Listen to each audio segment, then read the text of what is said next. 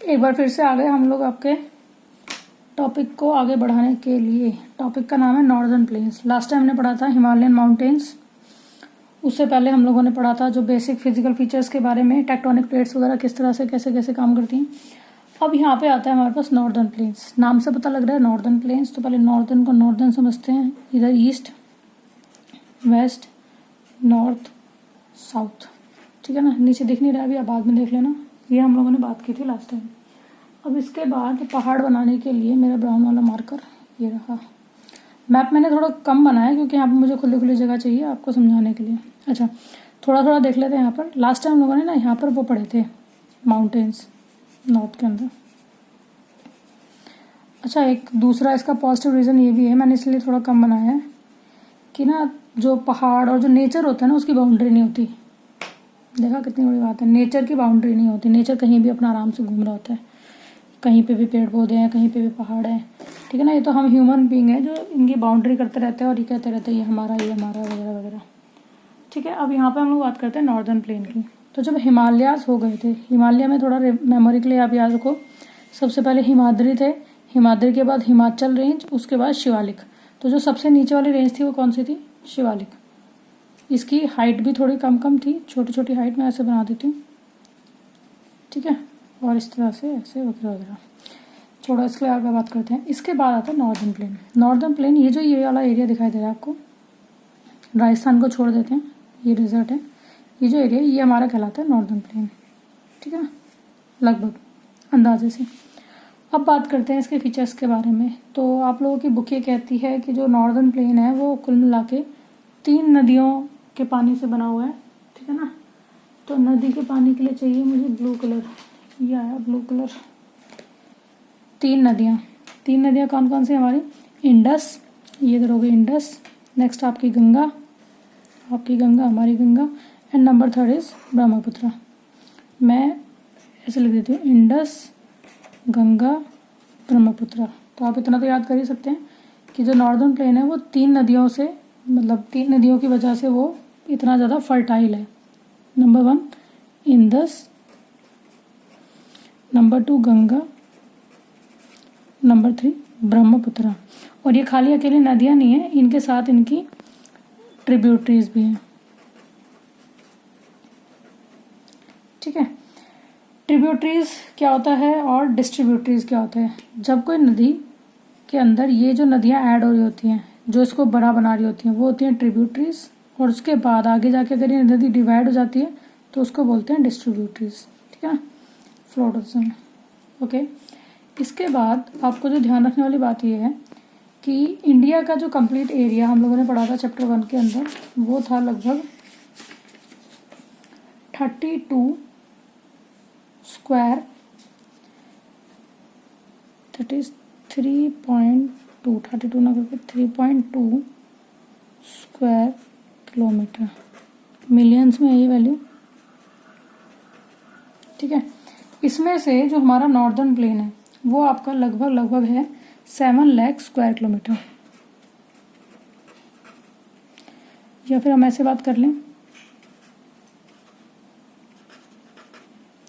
इसको ऐसे लिख लेते हैं हम लोग 3, 2, 8, 1, 2, 3, 4, ठीक है ना।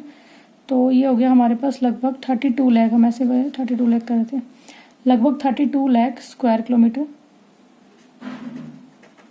तो 32 लाख स्क्वायर किलोमीटर में से 7 लाख जो एरिया है वो कहाँ पर आता है? हमारा नॉर्दर्न प्लेन के अंदर, ठीक है। ऐसे याद करने में आसान लगता है, मतलब बढ़िया लगता है ऐसा, ठीक है।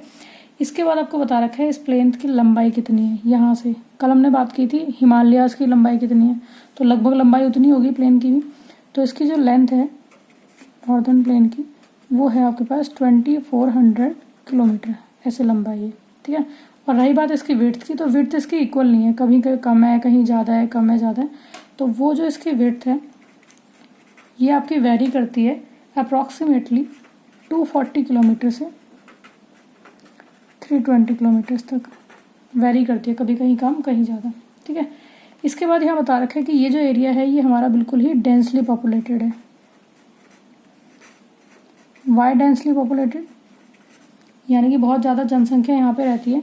कारण क्या है इसका कि यहाँ पर वाटर अवेलेबिलिटी बहुत ज़्यादा है, वाटर सबसे मेन इम्पॉर्टेंट। नेक्स्ट आपकी जो यहाँ की लैंड है, ज़मीन है, वो ऑलमोस्ट फ्लैट है, यानी कि लोग आराम से अपना काम वाम कर सकते हैं, इजीली आ जा सकते हैं। अगर हम इसी में बात करें हिमालयन एरिया में, यहाँ पर आपको काम करना पड़े, यहाँ पर रहना पड़े, खेती करना पड़े तो प्रॉब्लम होगी।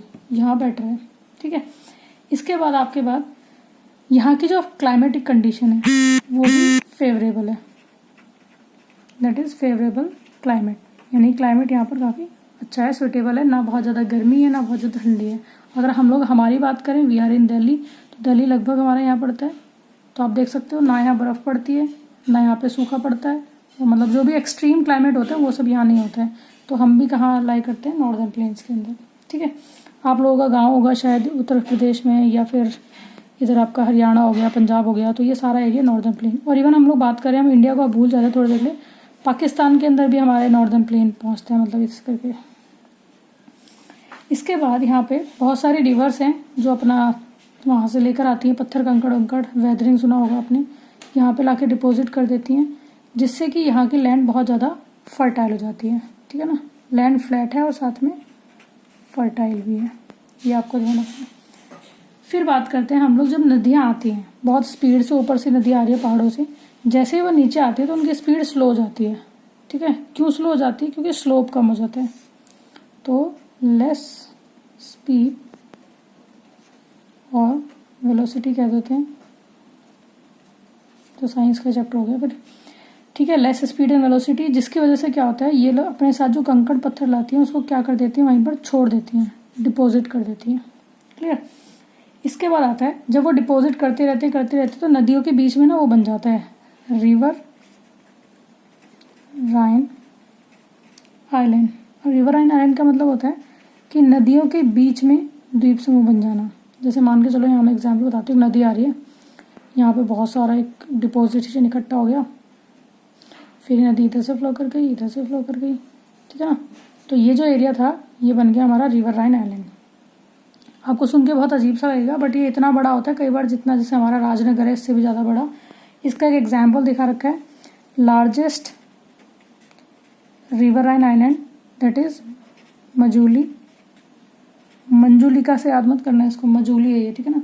ये कहाँ पर है? ब्रह्मपुत्र नदी के यहाँ पर, ब्रह्मपुत्र नदी ऑन या इन कर देते हैं, ब्रह्मपुत्र नदी रिवर, ठीक है। इसके बाद हम बात करते हैं यहाँ पर, ये जो हमारा नॉर्दर्न प्लेन है इसको हमने डिवाइड किया हुआ 2-3 पार्ट्स के अंदर। मैं रेड पेन का यूज़ करती हूँ यहाँ पे, दैट इज़ ये आपका हो जाएगा पंजाब प्लेन, नेक्स्ट हमारा जो गंगा प्लेन, और नेक्स्ट हमारा ब्रह्मपुत्र प्लेन। तो 3 हिस्सों में इसको डिवाइड किया हुआ हम लोगों ने, ओवरऑल इसको नॉर्दर्न प्लेन कहते हैं। तो हम लोग बात करते हैं पंजाब प्लेन की। तो पंजाब प्लेन हमारा जो ट्रिब्यूटरी होती है, किसके ट्रिब्यूटरी से बनता है? Indus, I is for Indus. Indus को हिंदी में सिंधु नदी कहते हैं, ठीक है। फिर इसकी काफ़ी सारे ट्रिब्यूटरीज हैं, जैसे झेलम,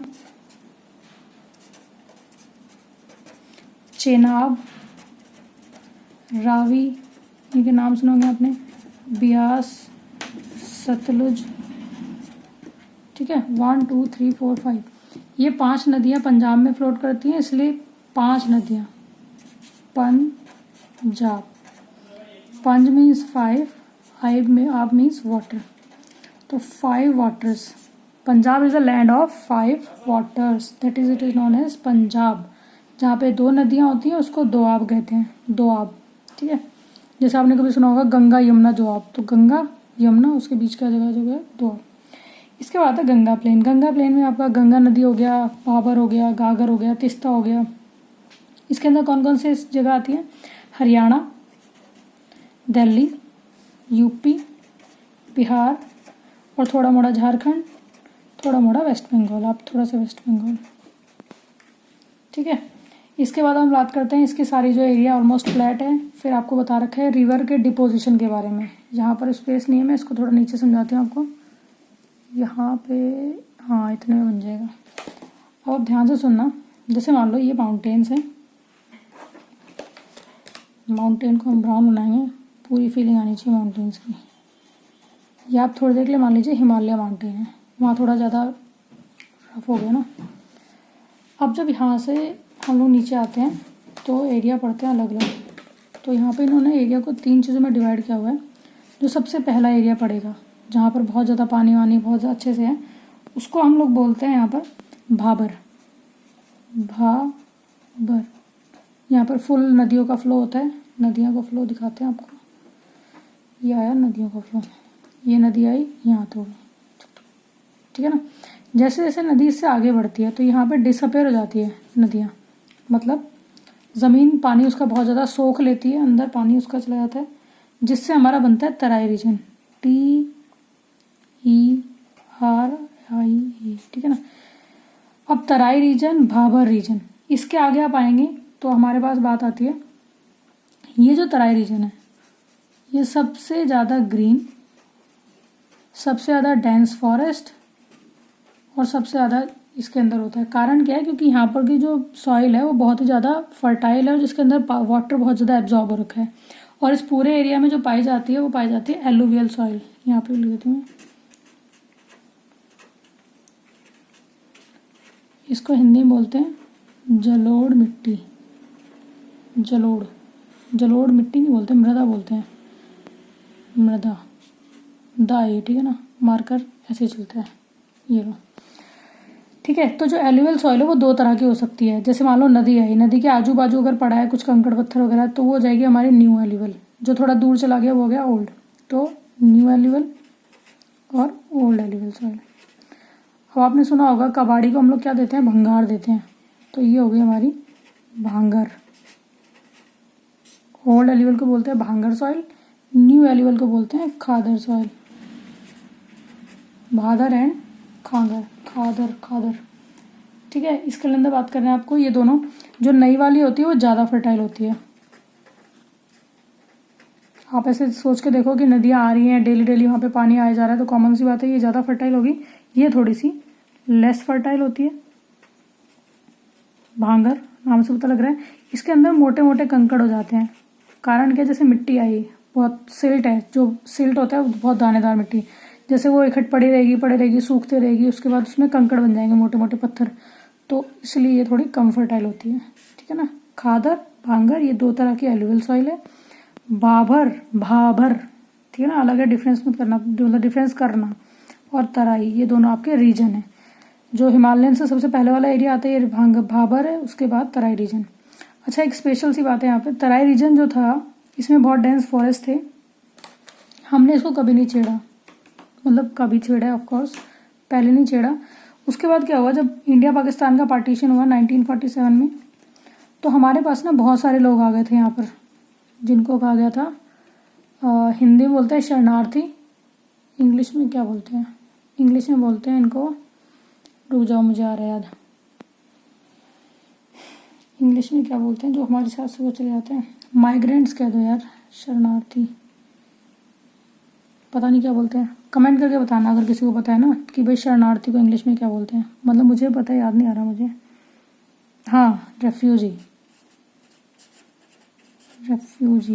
रेफ्यूजी कैंप बनाते हैं ना, तो उन सबको रखने के लिए ये वाला जो तराई रीजन था इसको साफ़ किया गया, मतलब काटा गया फॉरेस्ट को और उनको यहाँ पे रखा गया, उनकी क्रॉप वगैरह वगैरह वगैरह वगैरह।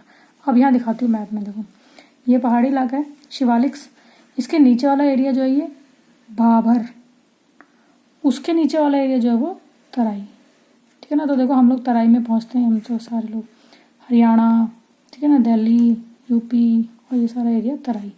इसे थोड़ा ऐसे कर देती हूँ, तराई कर देते हैं इसकी, तराई, ठीक है ना। तो ये आपको ध्यान रखना है और काफ़ी इंपॉर्टेंट बनता है हमारा नॉर्दर्न प्लेन। आई होप आपको समझ आ गया होगा हम किस एरिया की बात कर रहे हैं। क्लियर? चलो तो इसके नोट्स बना लेना, और ये हो गया हमारा ओवर, नॉर्दर्न प्लेसेस कंप्लीट।